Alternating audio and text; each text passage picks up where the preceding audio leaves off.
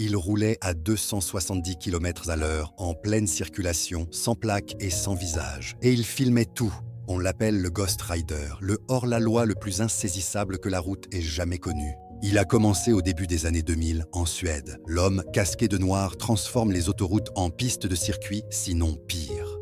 Mais d'où vient cette folie? D'un coup de sang. À l'époque, une série triomphe en Suède, Getaway in Stockholm, des voitures de sport qui sèment la police dans les rues.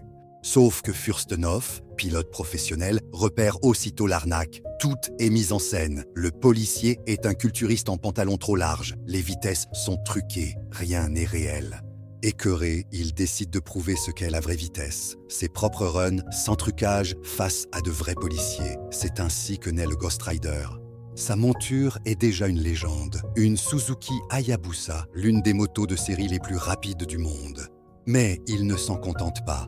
Il y ajoute un turbo, près de 500 chevaux, le rapport poids-puissance d'une voiture de 3500 chevaux. Avec elle, il signe des records fous, dont celui de la plus longue roue arrière de l'histoire, à plus de 350 km/h. Ce n'est qu'un détail de son palmarès. Son exploit le plus célèbre, relier Stockholm à Uppsala, 68 km en moins de 15 minutes. Une moyenne de plus de 270 km/h en plein trafic. Il slalome entre les voitures à un souffle de la mort, en se filmant. Une caméra embarquée immortalise chacun de ses délits. Pas assez insolent, il vendra ses propres crimes. 6 films en DVD écoulés dans le monde entier. Et c'est là le comble de l'insolence. Il ne se cache pas. Il met en scène ses délits, il les produit, les signe et en fait une véritable saga de cinéma. La police le regarde narguer tout un pays, sur des vidéos vues par des millions de gens. Elle est impuissante. En Suède, il faut prendre le coupable en flagrant délit. Et lui ne laisse aucune opportunité. Pas de plaque, pas de visage, jamais 2 fois au même endroit. Longtemps, son identité reste un mystère total. Puis les médias et les autorités finissent par mettre un nom dessus. Patrick Furstenhoff, un ancien pilote de course suédois.